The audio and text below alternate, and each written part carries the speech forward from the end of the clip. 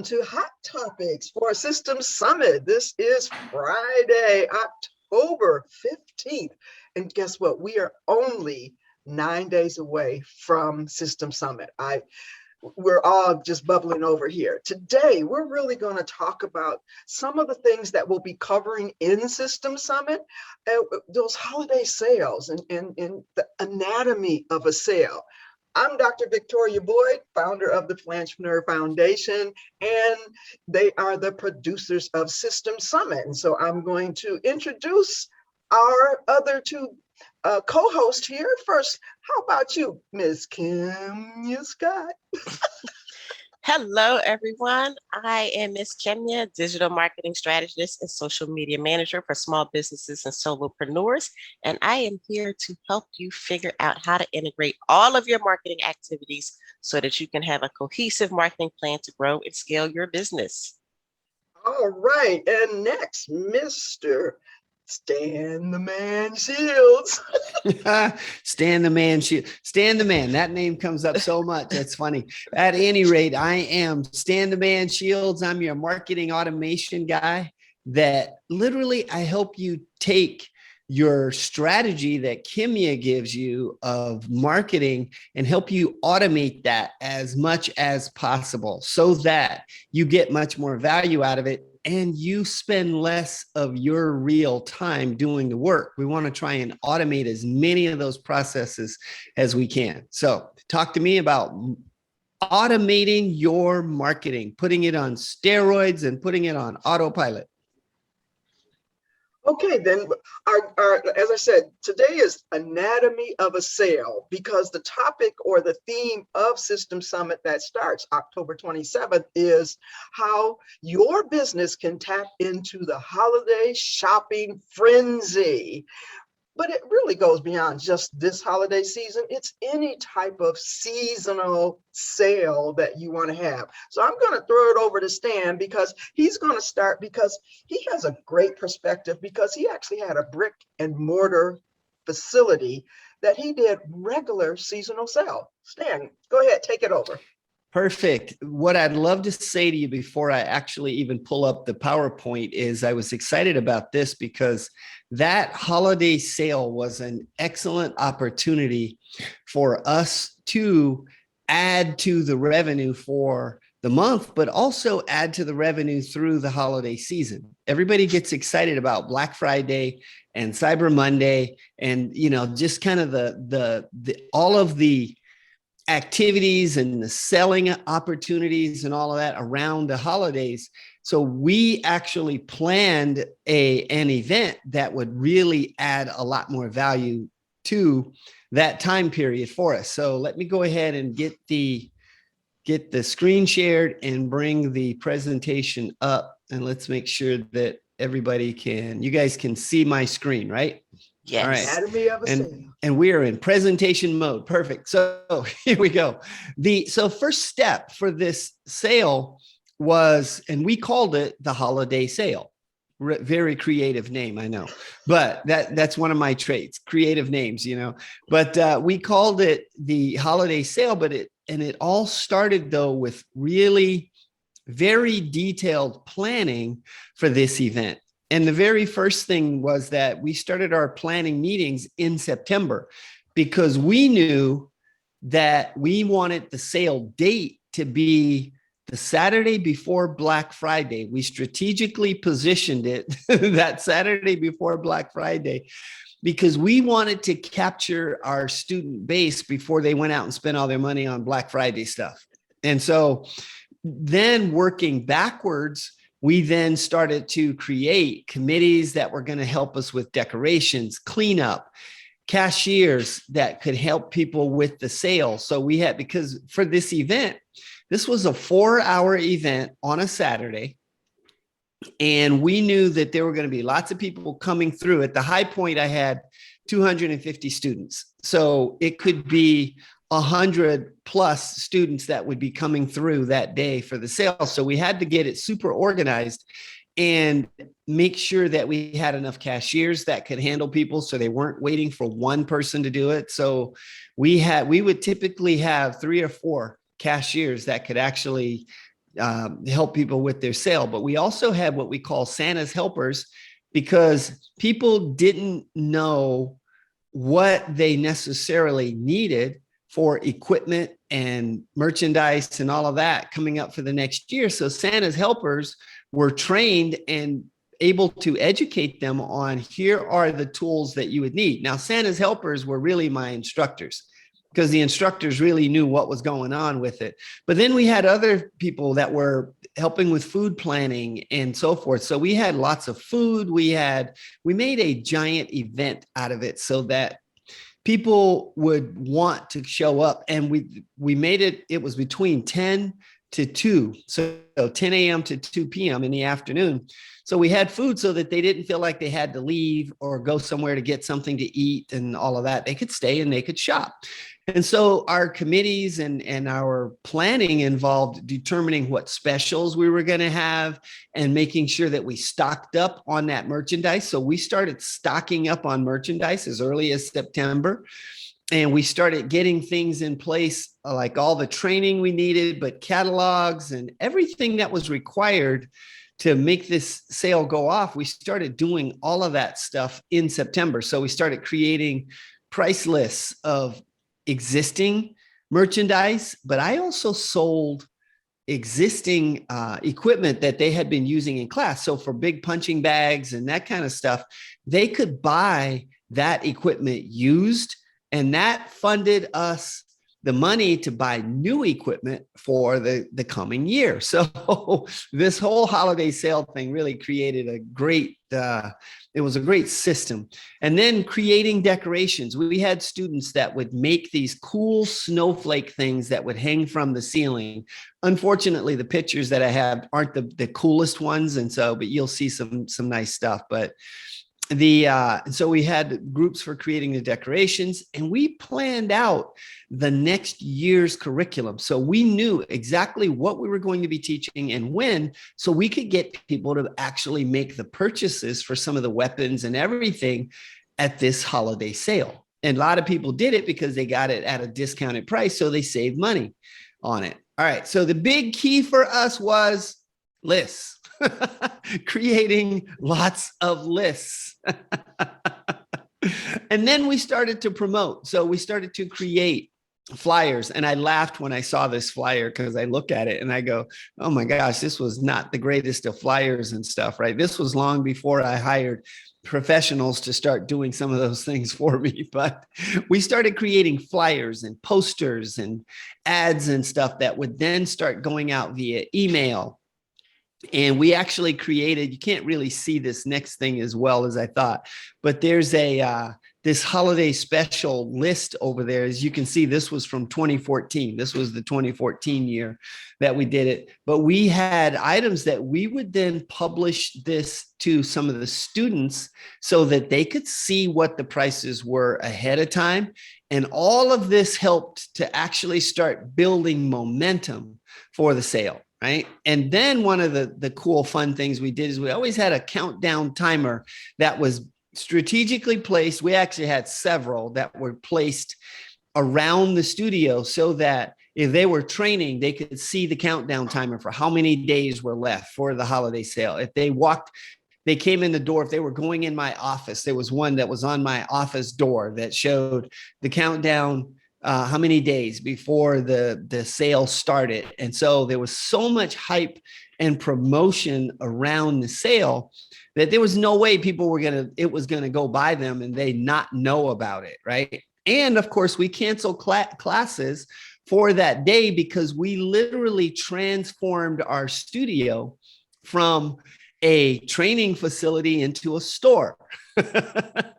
And this gives you a little bit of an idea of what that looked like. I mean, back in the far right corner, you can see the front desk and the lobby area. And that's where my pro shop was. And that's where, I would literally have merchandise on the walls and all of that stuff that they could buy.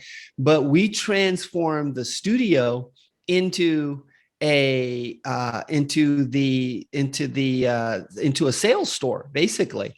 And of course we had all kinds of things like we had racks with the clothing. So I got hoodies made and sweats and everything that had kickboxing and taekwondo and all of that stuff on the sleeves and all of that. And we started showing some of the pictures and images of these things in advance so that, again, it helped to build momentum for people. And then there were things they started seeing things like the belt racks and other tools and the paraphernalia, stuff that they could have.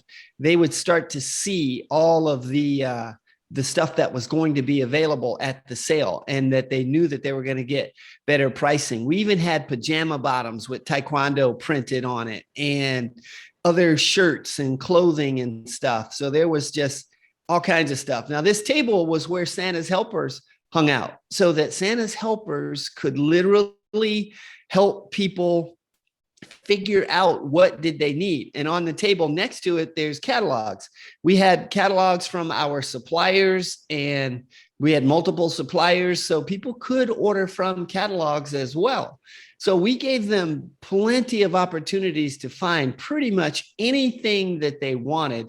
And then we just brought we put weapons on the table so that they could see them and pick them up and kind of test them out a little bit and show them the different colors and the options that they had. We had bags and, gear bags and these, for them to carry their equipment in.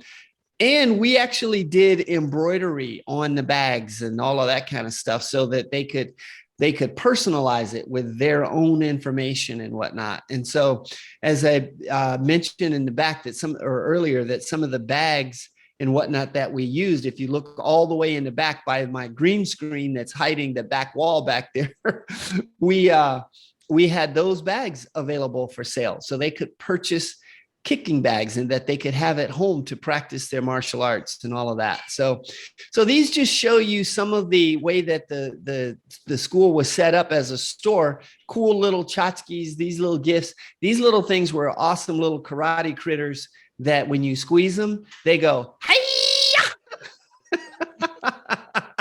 So we had all kinds of fun little stuff like that. We even dressed Bob up. Bob didn't like it too much. You can see that scowl on his face, but Bob was one of our favorite training bags that we had there because it gave people the feel of much more of a human-like, touch when you kick or punch or whatever.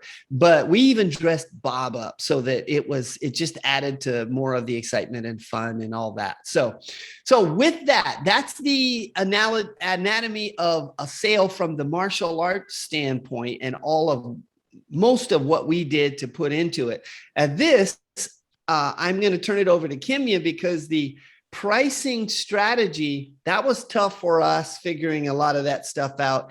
And then when you start getting into businesses that aren't the brick and mortar, that's physical pieces and all that, pricing strategies even become harder. So Miss Kimya. Thank you, Stan. So yes, the pricing strategy. We're all here to make money during the holiday shopping season. So we have to figure out the pricing strategy for our products and services. Now, the reason why we are breaking and talking about pricing strategy here is because oftentimes business owners think that the price on the item is their pricing strategy. That's not a pricing strategy. That's a price of an item. Your pricing strategy encompasses all of the things related to pricing that particular item.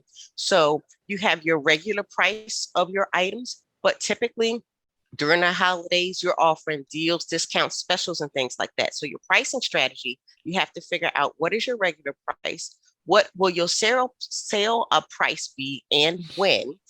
Will you offer coupons? Are you offering discounts? For example, are you emailing your list and giving people on your email marketing list a particular coupon versus posting on Instagram and giving those followers a different coupon code? What are all of the different strategies that you're using related to pricing in an effort to promote your products and services? Buy one, get one offers are again part of your pricing strategy. And then you may not change the price at all of your products and services. You may offer bonuses and upsells.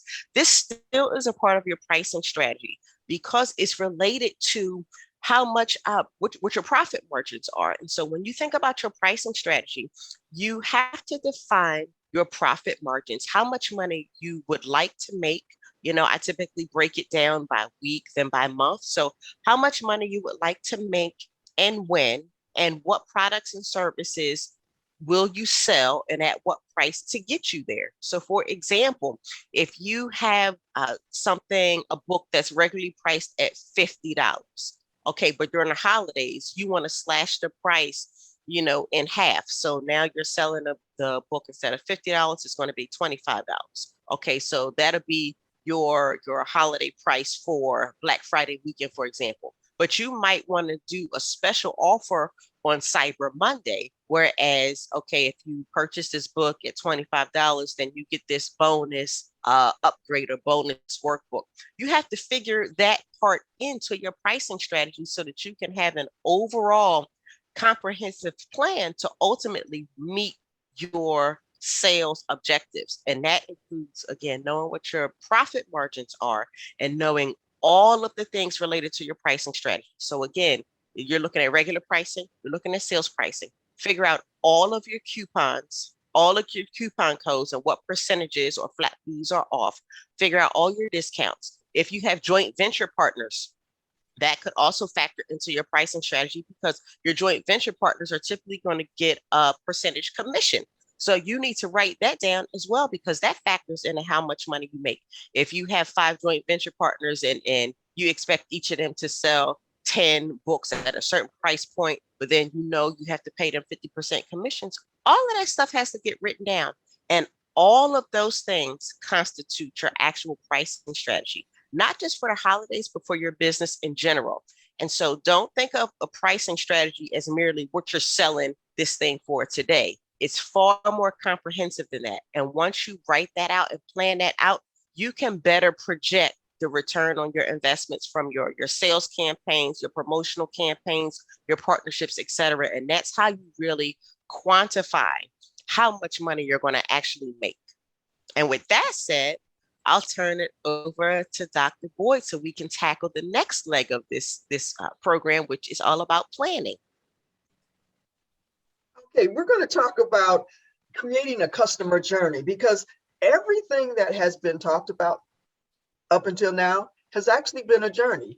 Like with Stan talking about all of his building that momentum, having the countdown timer, the thinking about your strategies. Okay, here's your regular price, but here's the discount or here's the sale price. This is all information that you're providing to your customer. You're taking them through a journey. Now, I also, in the workshop that I'm doing, talk about the customer journey in terms of how you attract them to even pay attention to what you're doing. Once again, going back to what Stan was doing, he had his curriculum and he had Santa's helpers helping the potential customers or his potential clients to understand, okay, so if you take this class, you're going to need this equipment, or you should have this type of uniform, or won't this be great if you also do this to go along with this class? Because you're taking them through a journey. All of that, you're educating them. You're giving them the information that they need to make a decision based on knowledge. And so you're basically sharing your knowledge. And that's where many individuals get hung up because they think of sale versus serving and sharing knowledge. And so you want to think of taking the customer through a journey that you're educating them about what you're doing. Even when you're setting your sales strategy, as I've always told my clients, okay, so what is the regular price? And what I mean by what's the value? Okay, that's what you want to put out there. Even if you know you're going to sell it for $297, but the value is $497, you always put the $497. This is valued at $400 because you have to put in that mindset.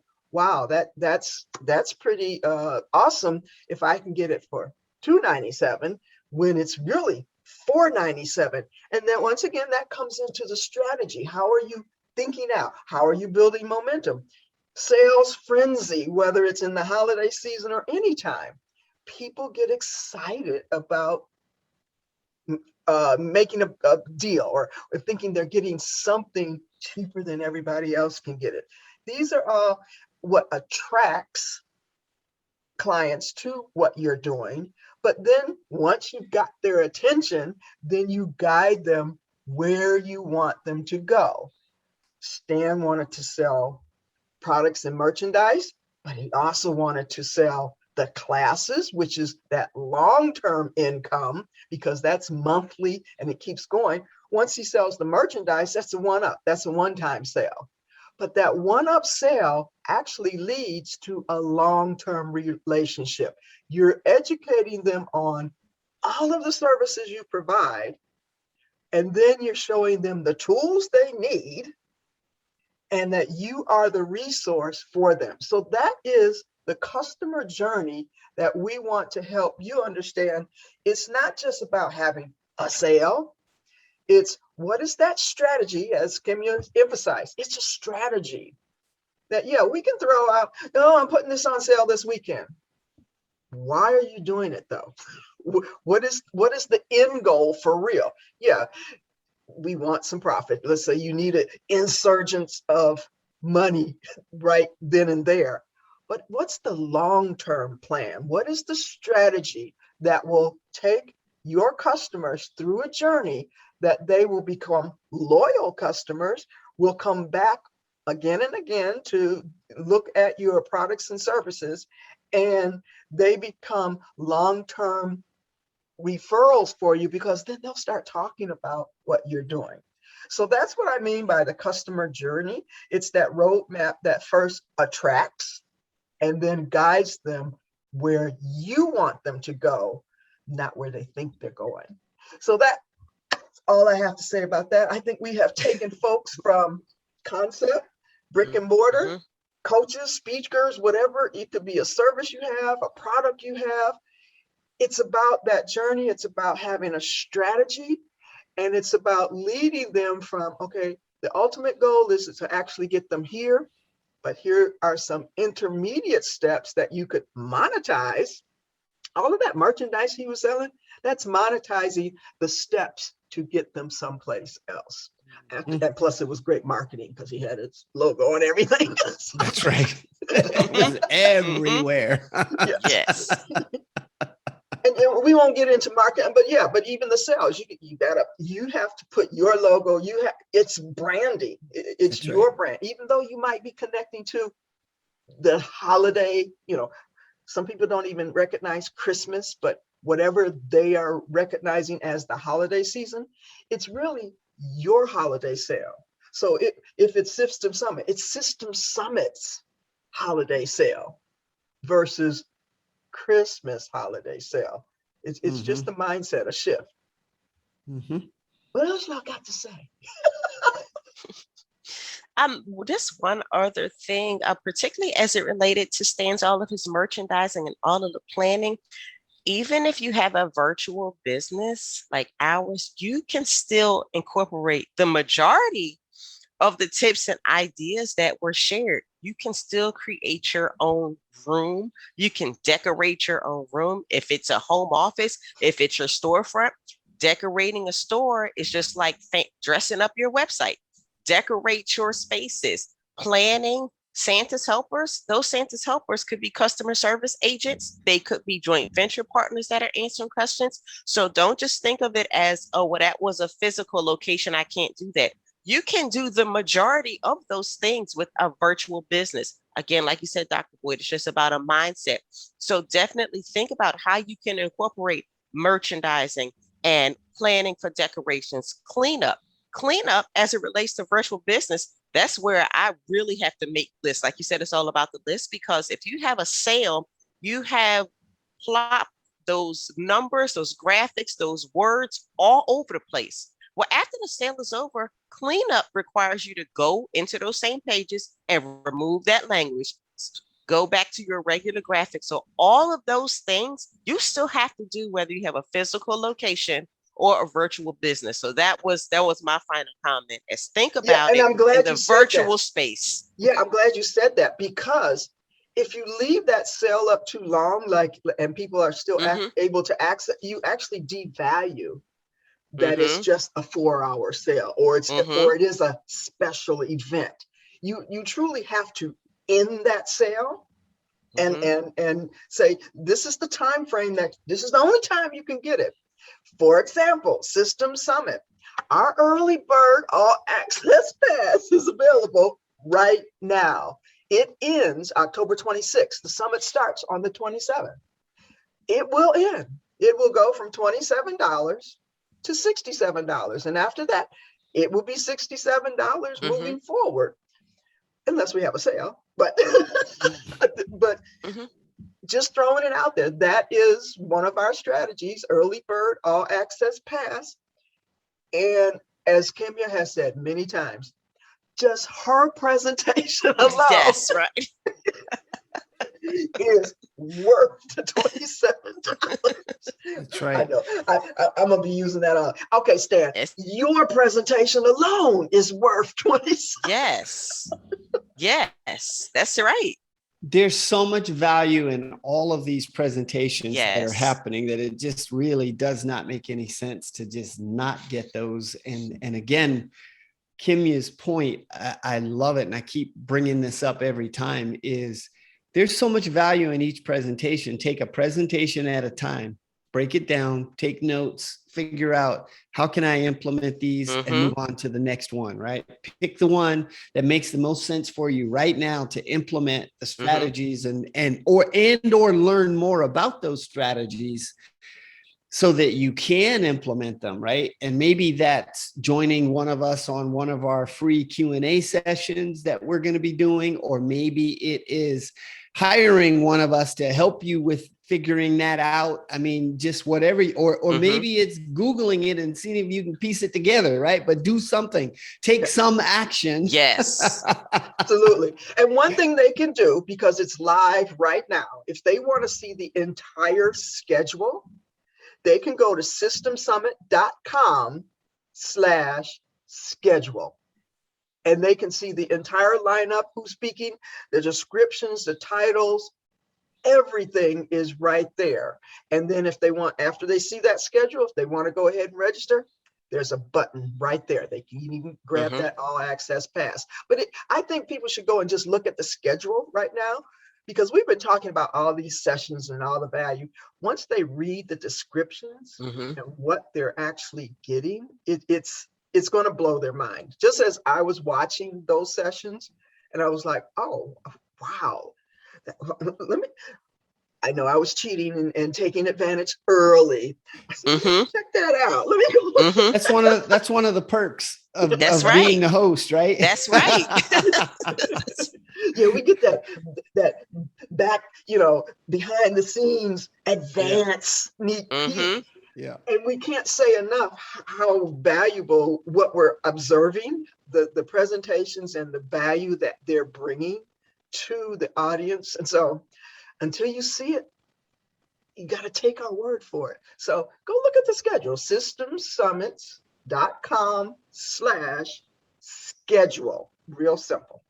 Even if you just go to the website and don't remember the last, there's a tab at the top that says schedule. I can't make it much Mhm. easier. Cool. So, Kimmy, you had your last, Stan, you got a last word or anything? I don't have any last words. That's funny. I think I kind of just said my stuff. That was, I know, right? Surprising, right? No real last words. That was good. Okay, so we hope people have learned a few tidbits on why we decided to go with the theme, tapping in, helping your business tap into the holiday shopping frenzy, because it's more than just a short seasonal thing. It's how you create sales and motivation and momentum for your business using the sales frenzy concept. This has been Stan Shields, Kimya Scott, and Victoria Boyd for Systems Summit. And this is October 15, our hot topic. See you next time.